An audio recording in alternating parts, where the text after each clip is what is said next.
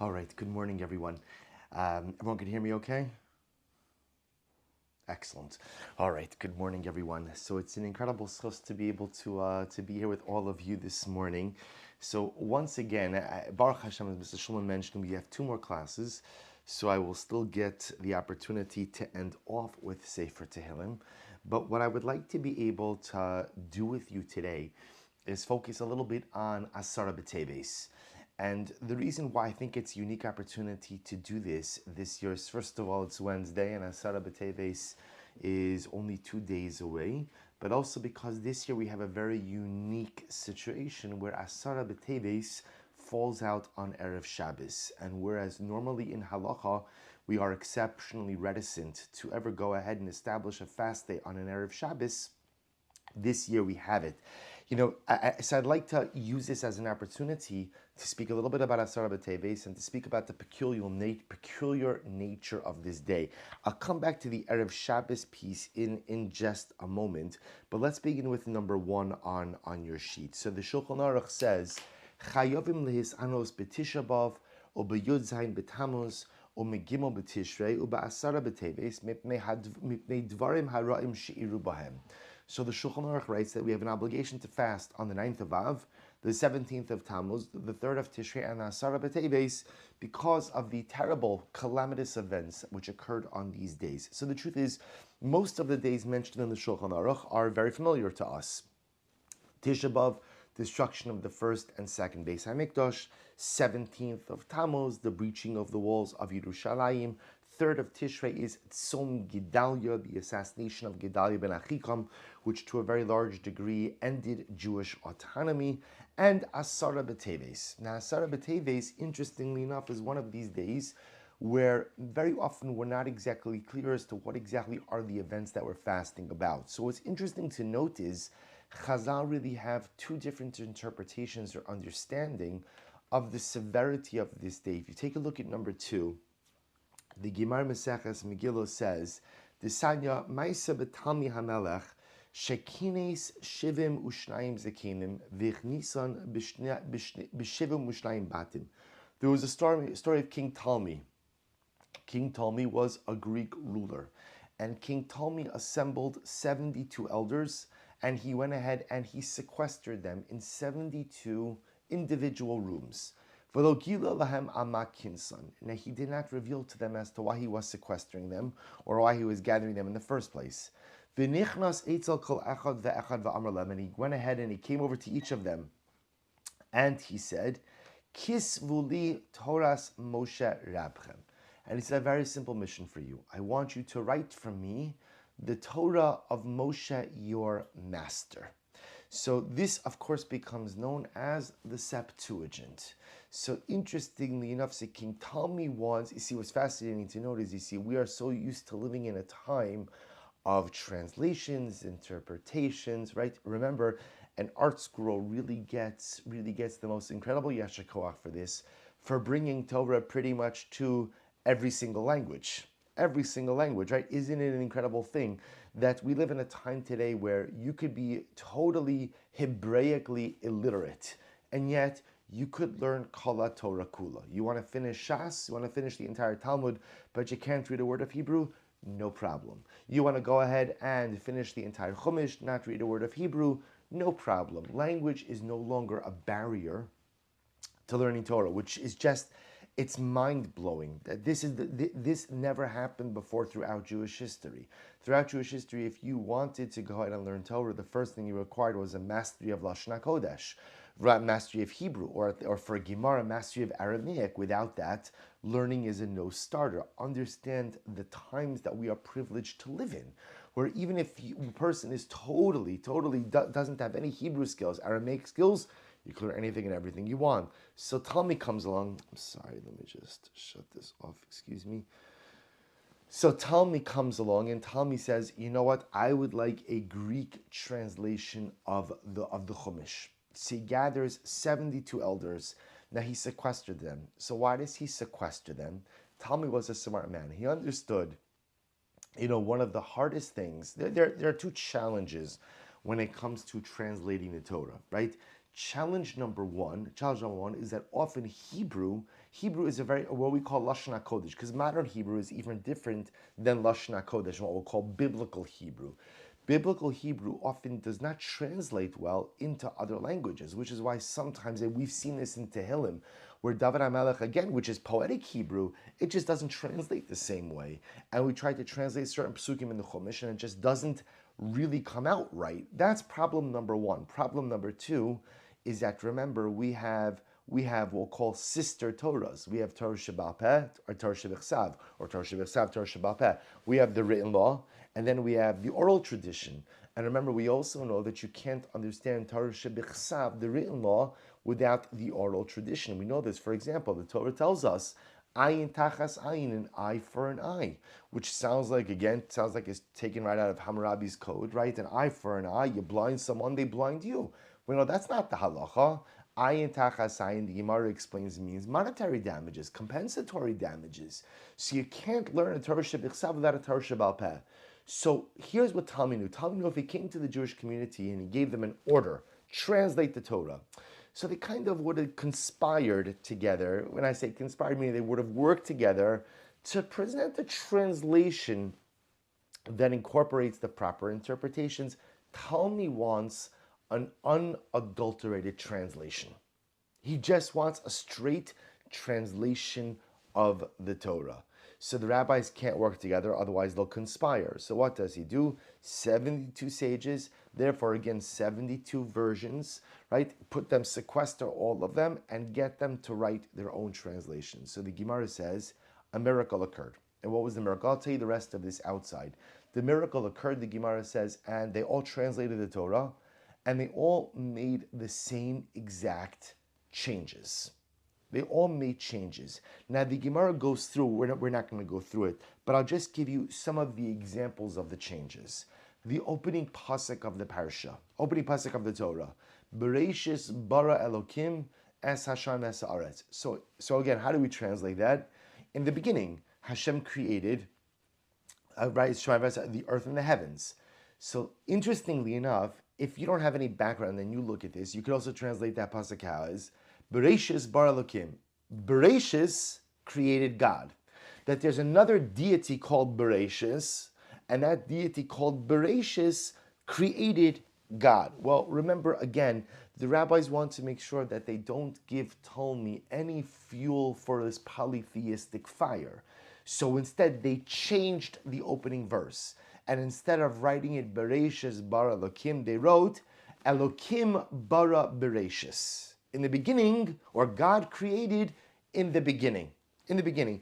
Other examples. Now, the truth is, other things they changed, interestingly enough, are interesting. For example, the pasuk says, Na'ase Adam b'tzalmenu kidmusenu. This is in the Genesis narrative.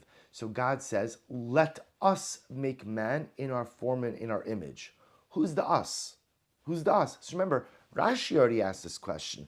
The Gemara asked this question, and the Gemara explains because HaKadosh Baruch Hu was talking to Beis Dino. He was talking to the Malachim. Because remember, God understood he didn't want the creation of man to stir jealousy in the celestial sphere. So it's an incredible lesson HaKadosh Baruch Hu was teaching us. The best way to get people to buy into your plans is how? Onboard them. Onboard them. You know, there are different leadership models. So in some leadership models, a leader likes to be heavy-handed. This is what we're doing. This is how we're doing. Get in line or get out. It works sometimes. But even if it works, episodically, it generally, over time, it erodes the trust that followers have in their leaders. Whereas if a leader wants to do something and he or she works to onboard his or her followers, let's do this, let's try this. Even though, again, the leader knows what they're going to do already. They know what they're going to do, but they take the time to onboard. So what does HaKadosh Baruch Hu do? HaKadosh Baruch Hu says to the Malachim, you know what? I have a great idea. Let's make man. Let's make man. We'll make a partnership, a geshaft. We'll make a business out of it. We'll make man. Who's we? Who's we? No, there's no we. HaKadosh Baruch Hu is making man. So remember again, we have Rashi, we have the Gemara, but the Chachamim were nervous if they were to write, let us make man. They were to give this version to Talmi. Once again, it would reinforce his polytheistic theological inclinations. So they change it to E'ese Adam. I will make man in my form, in my image. He gives a whole of this. So there's probably about, interestingly enough, one of the fascinating ones they changed was in the list of kosher non-kosher birds. They took out the bird chasida. Chasida, right? They took out that bird. Why did they take out that bird? Interestingly enough, Talmi's wife was named Chasida. So they were concerned that if they're going to put in the Torah that Chasida is treif, Talmi is going to take that as a slight against his wife. And it didn't take much for the tyrannical rulers of yesteryear to do something horrible to the Jewish people. So the Gemara goes through all the different changes they made. Why is this important? Because the Gemara Chazal identify when did this occur? On Asara B'Teves. When did Talmi go ahead and gather the 72 elders to translate the Torah? It happened on the 10th of Teves. Now, what's interesting to note about this is, okay, it's fascinating, but what exactly about the Septuagint, about the translation of the Torah by the 72 elders, what exactly about that has a tragic component to it that ultimately, again, requires a fast day? So there's two primary approaches. Number one is the idea that when the Torah was translated and given to the nations of the world, there was before this event, the Torah was ours. Now, not that we as the Jewish people have a problem sharing our Torah and our heritage and our legacy and our ruchnius with the world. In fact, remember, our mandate is to be an Or Lagoyim, is to be a light unto the nations. That's our obligation. But there was something almost like as if we were violated, that there was something that was personal to us, that was taken forcibly by the nations of the world. There was a traumatic event that occurred when this translation took place or this writing took place. There was a fast day. But there's something else I think that's occurring that's much more nuanced. What's happening here? When you begin to see that the Chachamim, that the elders had to go ahead and kind of modify their writings and their translations, what was occurring over here was the need for the Jew to bend to the pressure of the outside world. Right here, Torah was given to us by HaKadosh Baruch Hu. The words that are written in the Torah HaKadosh come from the Ribono Shel Olam. They come from the Ribono Shel Olam. So do you understand that? See, we sometimes don't realize this. Every single time you open a Chumash and you read a pasuk, you learn Torah, those are words from the Ribono Shel Olam. We often say, if only God would talk to us. God talks to us all the time. God gave us 5 books of conversations. Every single word in the Torah Kedosha is from the mouth, kiviyachol, of the Ribono Shel Olam. And so this notion that we had to bend them and change them and adapt them because someone else was going to corrupt them, there was almost like a little piece lost of ourselves. You ever have a situation in life where you have to bend, right? And bend is the wrong word, but you have to, what's the right word? This is the problem of being on Zoom and being muted, right? If I was in class, I would have had already 57 suggestions about which word I should use, right? But sometimes as you get older and you realize that the world is not as idealistic as you would like it to be, you're forced to adapt. Maybe that's the right word. You're forced to adapt. And there are certain beliefs or hashkafas or practices that I always thought I would maintain. But now, in this situation, I have to adapt a little bit. I have to adapt a little bit here. And it's the first time you do it, it's such an uncomfortable feeling because it doesn't feel right. I know that what I'm doing is correct, so why do I have to bend myself to fit into a world that is sometimes hostile to my ideologies? So it's kind of like, to give you a very simple example. You know, I'm driving home and I'm on the New Jersey Turnpike and the sun is setting and I didn't daven mincha.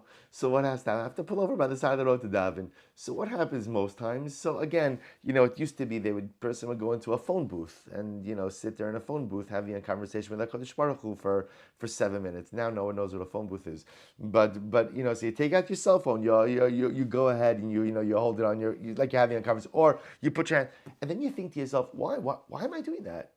Why am I pretending that I'm having a phone call? Why don't they just daven? Why don't they just daven? Baruch Hashem. I know I'm in Gullus. And I'm in diaspora, but thank God I live in a country with freedom of expression and freedom of religion. Why is it just because I'm a different religion than the majority of everyone else that I feel like I have to pretend I'm on a phone call in order to daven mincha? Now again, granted, you don't daven Shemona Esrei in the middle of the parking lot, arms flailing, crying out in kavana, disrupting traffic. That's not religiosity, that's hubris and arrogance. Your religiosity should never impact those around you. But again, we all have those moments where I change myself in order to accommodate the greater society or greater reality around me. And then every once in a while I have this moment like, no, why do I have to do that? That's what's happening over here. What a tragic day it was when the words of the Ribono Shel Olam had to be changed because some despot by the name of Ptolemy decided that he wanted his own Greek version of the Torah. And what a tragic day it was when we had to take the most pure and pristine words that exist on the face of the earth. And the rabbis, the great sages, had to twist them and adapt them so that someone else shouldn't pervert them further. That's tragic.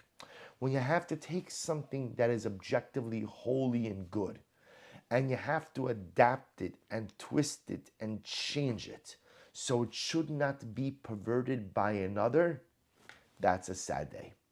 That's a sad day. So that's the first interpretation. The more classic interpretation is as follows. If you take a look at number 3, the pasuk in Zechariah says, actually take a look at number 4. The pasuk in Zechariah just simply talks about the Tzom HaRevi'i, Tzom HaChamishi, Tzom HaShevi'i, Tzom HaAsiri. So the Gemara number says, literally again, the 4th fast, the 5th fast, the 7th fast, the 10th fast. So the pasuk in Zechariah says, when Mashiach comes, and Yirtzeh Hashem, these fast days are going to be turned into Yamim Tovim. So the Gemara number 4 says, what is this Tzom HaAsiri? What is the 10th fast? Ze Asara B'Teves. The 10th fast actually refers to Asara B'Teves. What happened on Asara B'Teves? Shebo Samach Melech Babel al Yerushalayim. On the 10th of Teves, Nebuchadnezzar, the king of Babel, this is First Temple era, Nebuchadnezzar, the king of Babel, laid siege to Yerushalayim. Shene Amar, Vahi Devar, okay, he goes on, so therefore, if you take a look at number 5, so the Mishnah Berurah comments, V'asara b'teves, shebo samach melech Babel, Nebuchadnezzar harasha al Yerushalayim, ve'evia b'matzor b'matzok, umizen nimshach ha'chorban. So again, we know, so therefore in the First Temple era, the siege began on the 10th of Teves, the destruction of the base, so that siege obviously lasted a good number of months, because think about it, from Teves to Av, so the siege itself lasted a good number of months, and then after that, again on the 9th of Av, the Beis Hamikdash is destroyed. So according to the Navi, Gemara's interpretation, ultimately again Asara B'Teves is when we fast, commemorating the siege laid by Nebuchadnezzar, which was the precursor event, the beginning of the destruction of the first Beis Hamikdash. So the Abu Draham in number 6 makes an interesting observation. He says, "V'chiluk yesh beineim sheba arba atzamos heim nitchil lepam kishechalu b'Shabbos." So this is incredible. In general, we know that fast days, with the exception of Yom Kippur, don't occur on Shabbos. When I say don't occur on Shabbos, meaning that if they occur on Shabbos, we push them off. Chutz me'asar b'teves she'eno chali olam b'Shabbos. Now, asar b'teves never falls out on Shabbos. However, aval hu chal pamim b'yom shishi umispanin bo bayom afilu im hayachal b'Shabbos lo yochel litchosos. Listen to this. The Abu Draham writes something amazing. See, today we have a fixed calendar, but the Abu Jam writes something, and with a fixed calendar, so Asar B'Teves can never fall out on Shabbos itself. But it can't fall out on Shabbos. So the Abu Jaham writes that before the calendar was fixed, remember again, which means that they used to rely on witnesses who would see the new moon, come and relate that they saw the new moon, and ultimately again would give testimony. Based on that, the Beis Din would declare the new month. So the Abu Jaham writes something amazing. The Abu Jaham writes that before the calendar was fixed, if witnesses would have showed up and declared Rosh Chodesh, and Asara B'Teves would fall out on Shabbos, we would fast on Shabbos. We would fast on Shabbos. Fast on Shabbos. So whether Asara B'Teves falls out on Friday, which is still a calendrical possibility now, or as we know, or before the calendar was established, and Asara B'Teves could fall out on Shabbos, they would even fast on Shabbos. Incredible. That does not apply to any other fast day, right? Tisha B'Av falls out on Shabbos, we push it off. Tainus Esther, push it off. Asar Shiva Asar B'Tammuz, everything else we push off. Yet, amazingly enough, there are only two fast days, which if they fall out on Shabbos, we observe Yom Kippur, and Asar B'Teves. Now, Yom Kippur, I understand. Yom Kippur is a biblical fast day. It's a D'oraisa. Furthermore, again, Yom Kippur itself is also called Shabbos. But what is this idea? What is this severity of Asara B'Teves? That Asara B'Teves ultimately again would be observed even if it were to fall out on Shabbos. But understand, let's leave aside Shabbos because Asara B'Teves can't fall out on Shabbos anymore. But it falls out on Erev Shabbos. It falls out on Erev Shabbos as it does this year.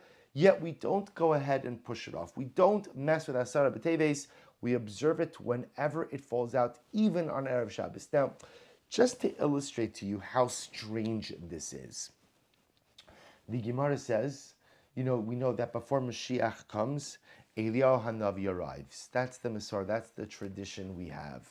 Right? Hine anochi sholeach lachem es Eliyahu Hanavi lifnei bo yom Hashem. So Eliyahu Hanavi is one who comes along to announce the arrival of the Mashiach. The Gemara says, Ein Eliyahu ba ba'arvei Shabbosos. Get ready for this. Eliyahu Hanavi doesn't come on Erev Shabbos. Wild. Eliyahu Hanavi doesn't come on Shabbos. So why doesn't Eliyahu Hanavi come on Erev Shabbos? Why doesn't he come on Shabbos? You want to hear? The Gemara says, people are too busy. The Gemara says, people are too busy. Erev Shabbos, I think Rashi is especially like on winter Shabbos, says Eliyahu Hanavi is not going to come, right? Eliyahu Hanavi doesn't come on Erev Shabbos. People are too busy preparing for Shabbos and Erev Shabbos, and if Eliyahu Hanavi comes, it's going to cause an incredible hardship. Who's going to have time to get ready for Shabbos? Eliyahu Hanavi doesn't come on Erev Shabbos. You understand what that means? So we'll delay messianic arrival because it's not convenient for people to have Eliyahu Hanavi come on Erev Shabbos. So Eliyahu Hanavi won't come on Erev Shabbos, but yet Asara B'Teves. Now the truth is, having a fast day on an Erev Shabbos is not the most convenient thing. It's not the most convenient thing. Granted, it's a short day, but Erev Shabbos is a frenetic day. There's an incredible amount of activity that occurs. There's so much that goes on back and forth. So at the end of the day, you would think that just like Eliyahu Hanavi doesn't come on Erev Shabbos, so do we push off a fast day past Erev Shabbos as well? That's what I would have thought. But yet again, that's not the halacha. The halacha is that ultimately, again, Erev Shabbos, Asara B'Teves remains. So the question becomes, why? Why? What is it about this fast day? All right, if Tisha B'Av falls out Erev Shabbos, no, we can't have Tisha B'Av and Erev Shabbos. Tisha B'Av is the most severe fast day. Rabbinic fast day, right? It's just now again, Yom Kippur doesn't calendrically fall out on Erev Shabbos. But Lamais again, we don't have any other fast day that we allow on Shabbos, Erev Shabbos. Yet the Abu Jaham says that Asara B'Teves, whether it falls out Erev Shabbos or Shabbos, you would keep it on that day. We don't push it. Why? So I want to share with you a couple of different approaches, but you're going to see really it's really a number of different opinions that kind of all point in the same general direction. If you take a look at number 7, in the Sefer Yaros Devash, and I think by understanding the Erev Shabbos dynamic, ultimately again of Asara B'Teves, we really begin to understand Asara B'Teves itself. So take a look, number 7, V'yomahu kasha liYisrael l'ma'od yeser miyom chorban habayis Kites ba'av eno docha Shabbos, vilu yud teves lefi kvias kanmonim, she'efsher lios b'Shabbos, kvar kosav habes Yosef b'shem ha'abudraham, ki docha Shabbos kimo Yom Kippurim. So the Aros Devash comments, he says, it would appear that Asara b'Teves is even more severe, a more difficult day than Tisha B'Av. Why? Because Tisha B'Av is not Docha Shabbos, right? We don't allow Tisha B'Av to fall out on Shabbos. Yet, if Asara b'Teves were to fall out on Shabbos, we would not push it off. We would observe, we would fast on Shabbos for Asara b'Teves, just like Yom Kippur. Umizem mofes, kisara gidola haya. So we see from here that obviously the calamity that we mourn on Asara b'Teves is worse than the calamity we mourn on Tisha B'Av. Again, because Tisha B'Av, if Tisha B'Av falls out on Shabbos, like it has a number of times the last couple of years, we push it off till Motzei Shabbos Sunday. Nidche. Nidche, everybody loves a Nidche Tisha B'Av. Right? We push it off till Motzei Shabbos Sunday. But yet, Asara b'Teves, if it were to fall out on Shabbos, we would fast. From here, you see that the calamity that we mourn on Asara b'Teves is worse than the calamity of Tisha B'Av. What does that mean? The calamity of Tisha B'Av is the destruction of the Beis Hamikdash. The calamity of Asara b'Teves is the siege of Nebuchadnezzar. So how can you compare the two? So look what the Aros Devash says. He says, V'chol kitzara gedola haya, v'chol haschalos kashas. Because the beginning is always difficult. The beginning is always difficult. V'chevan shekvar hutra haratzua milamala lotra al ir, kivar achar kach haya haderech kivush lifnei oivei amod lasos kasher zamu. So the Yaros is something amazing. He says this phrase, kol haschalos kashas, because the beginning is always the most difficult part. Now, what does that mean? So take a look at number 8. This is from the Sefer Siach Yitzchak.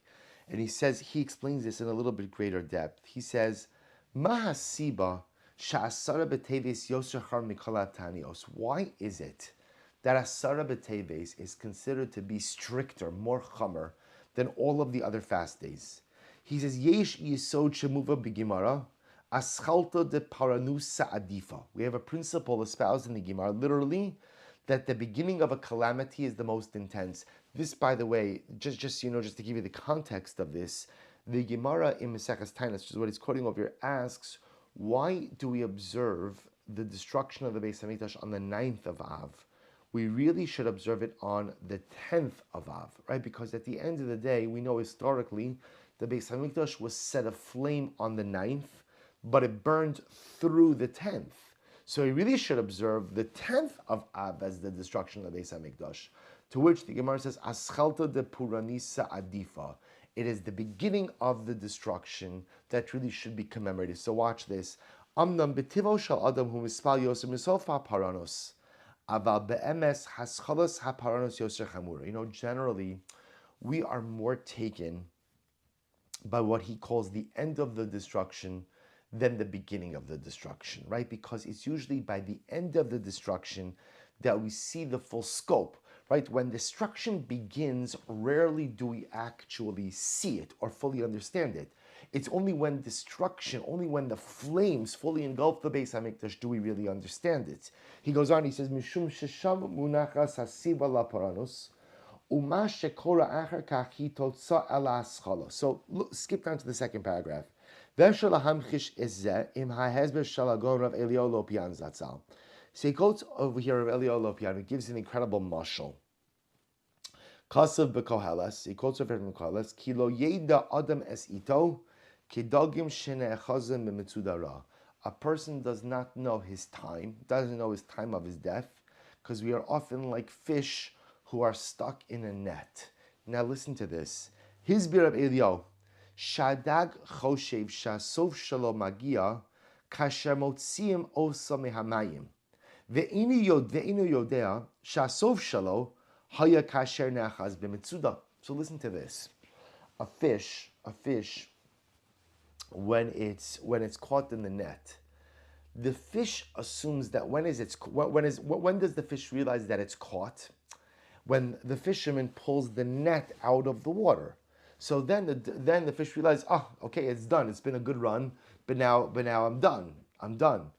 But in reality, that fish may have been actually stuck in that net for a much longer period of time. Isn't it a profound idea to think about, right?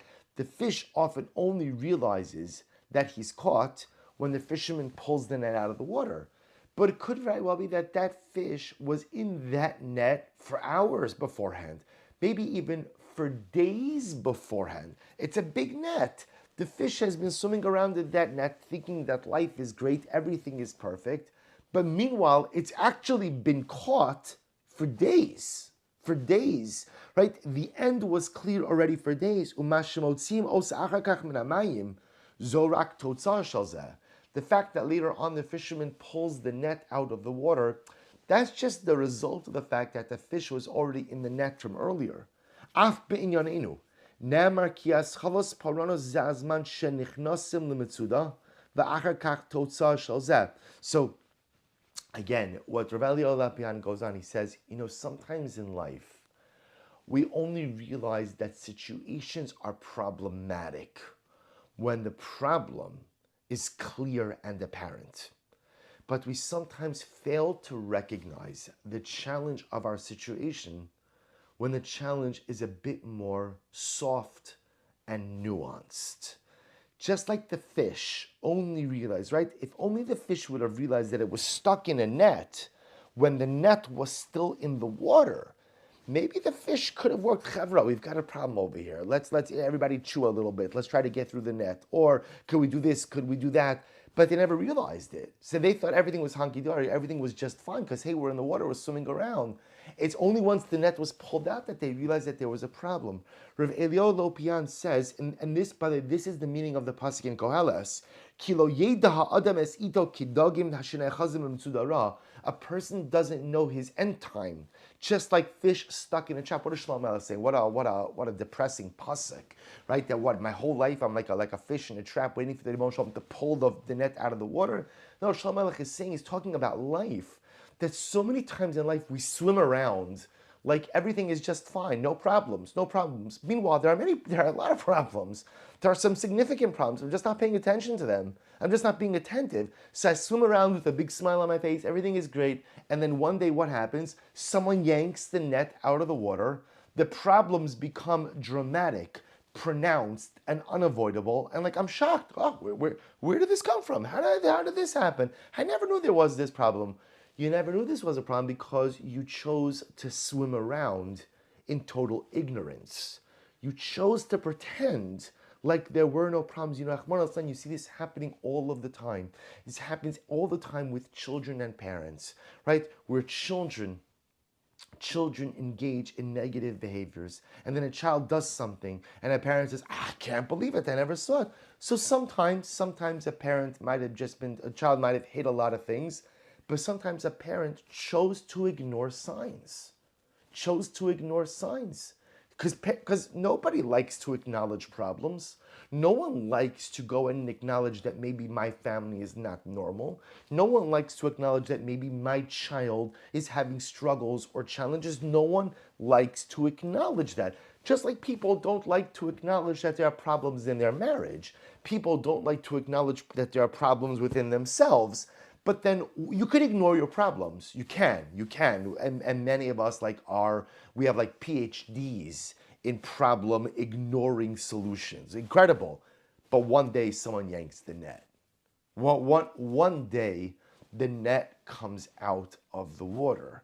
And when the net comes out of the water, I can no longer ignore the challenges that are my life. So the net comes out of the water with my kids, the net comes out of the water with my marriage, and the net comes out of the water with me. And one day again, I must face the music. And I must go ahead and look at what has occurred. So what does this mean? So what we have over here is, I understand, so the siege, Asara B'Teves is the siege of Yerushalayim. And the siege of, what is the siege? So by the way, think about the metaphor that Elio Lopian is. What's the siege? Right? Nebuchadnezzar is outside. He's outside. And what are we? We're inside. We're in Yerushalayim. What are we like, says Elio Lopian? We're like the fish in the net. The fish in the net. Now the truth is we're swimming around, we're in Yerushalayim, we're walking around Mamila, everything is great, having Shabbos lunch at the Waldorf, right? Everything is fine, right? The net, it's true. Nebuchadnezzar's outside the walls, but we're totally content and happy inside Yerushalayim. What was supposed to happen when Nebuchadnezzar was around Yerushalayim? What was supposed to happen was the fish were supposed to get nervous. And the fish were supposed to say, let's get our act together before things become worse. Let's wake up and smell the coffee. Let's stop ignoring our problems. Let's stop brushing everything, sweeping everything under the rug. Let's stop pretending that everything is okay when it's not. Let's go ahead and face the hard reality that my kids aren't in order, my marriage isn't in order, I'm not in order, our things are back. That's what was supposed to happen. Take a look, by the way, something amazing, because there's another fascinating confluence of events, which is, Asara B'Teves falls out this year, we know, on Friday, Erev Shabbos, Parshas Vayif, number 9, Vayipol al Tzavari Binyamin Achiv Vayef Ubinyamin Bach al Tzavari. So remember again, in this week's Parsha, we read of the dramatic story of Yosef revealing his identity to his brothers and the beautiful and really, really heartwarming and heart-wrenching story of the reunification of the family of Yaakov Avinu. And so the Torah tells us that, now the wording over here is very interesting. Yosef fell al tzavare. Tzavare means necks, plural. He fell on the necks of Binyamin and he cried, and Binyamin cried on Yosef's neck. So take a look in number 11. Number 11, so the Gemara says, first of all, what does it mean that Yosef fell on Binyamin's necks? And what does it mean that Binyamin fell on Yosef? In other words, why do you have to even bring in the neck at all? Excuse me.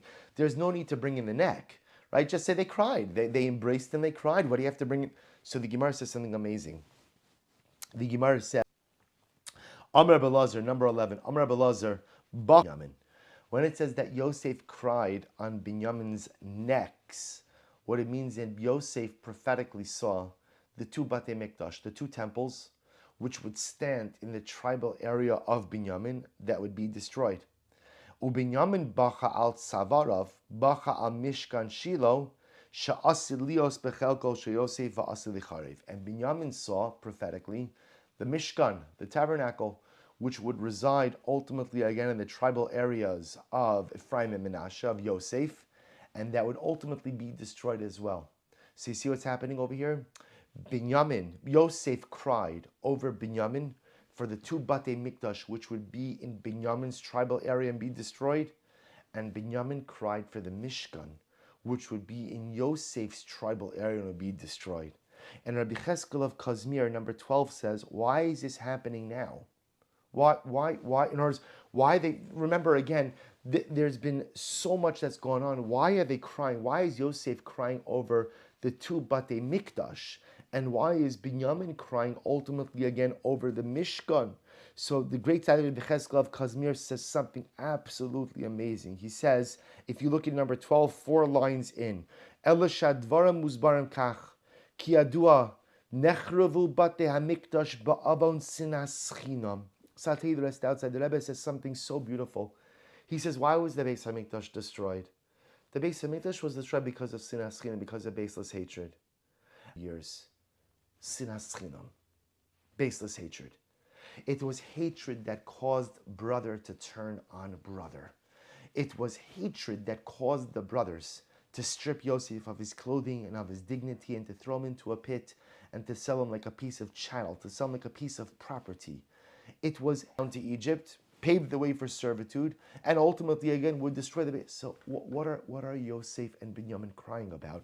The Tzaddik Chesel Kamir says something so incredibly beautiful. He says ultimately again what they're crying is we hope that we can fix this. We see what sinas chinam has done to our family. We see what sinas chinam, ultimately, again, what baseless hatred has done to our mishpacha over the last 22 years. And we see that if we don't get this right, what baseless hatred is going to do to our people in the future, to Batei Mikdash, a Mishkan, millions of lives lost over the millennia, all because of sinas chinam, all because of baseless hatred. So in this moment of reunification, the brothers are crying over what will the source. See, Yosef and Binyamin are crying for what was. It was hatred that drove our family apart. And we see prophetically that if we don't go ahead and get things right, hatred will destroy our people in the future. So what do they do in that moment? In that moment, what they say is, let's stop this. Let's end this right here. That's why if you look at the way Yosef addresses his brothers, it's incredible, right? What does Yosef say? Yosef reveals his identity to his brothers. Ani Yosef ha'od avichai. It's me, it's Yosef. And what does he say to them? Lo atem shalachtem osihena. It's not your fault. He tells the brothers, it's not your fault. It's not your fault. You didn't send me here. HaKadosh Baruch Hu sent me here. Really? Really? The brothers didn't send Yosef to Egypt? It wasn't the brothers? It wasn't the brothers who mistreated him. It wasn't the brothers who rugged him. Yosef says three times over the course of his conversation with his brothers, it wasn't you, it was God. It wasn't you, it was God. There's a plan, there's a plan, there's a plan. Don't be upset. Don't be upset. Is that true? Is that true? It wasn't their fault. It wasn't their fault. But Yosef understood that what got us here was hatred. So I have a choice. I could fan the flames. I can make them feel terrible. And I have every right to make them feel terrible. And I can make them feel like a piece of dirt for how they wronged me. And I could now use my new position of power and influence to visit punishment and judgment upon them. But I don't want to do that. I want to break this cycle. I want to break the cycle. Because our family for generations, says Yosef HaTzadik, has been locked in a cycle of sinas chinam. It started with Cain and Hevel, went down through the generations, Yitzchak and Yishmael, Yaakov and Esav, the brothers, and Yosef. And Yosef says, it stops now. It stops now. Because at some point, we have to break this cycle. At some point, we have to prevent things from evolving. Because if you don't have the courage to identify your challenges proactively, if you don't have the courage to identify your challenges at the beginning, at the genesis of those challenges, and find the courage to proactively address them, they will just spiral out of control. And now we begin to understand the profundity of Asara B'Teves. What is Asara B'Teves? Leaving aside Ptolemy, right? What is Asara B'Teves? Asara B'Teves is one word, 2 words, 3 words. It's the beginning. It's the beginning. That's what Asara B'Teves is. Did anything dramatic happen on Asara B'Teves? There was a siege. Did anything change in the life of the residents of Yerushalayim when Nebuchadnezzar laid siege to Yerushalayim? Most probably not. Not in the beginning. But that was exactly the problem. Because what should have happened was, the moment that Nebuchadnezzar laid that siege was the moment that ultimately, again, Klal Yisrael should have engaged in a profound level of introspection and to try to figure out, what have we been sweeping under the rug all of these years that has led us to this situation? And maybe if we find the courage to confront our demons now, maybe, just maybe, we can turn this around. Asara B'Teves is the beginning. It's the source.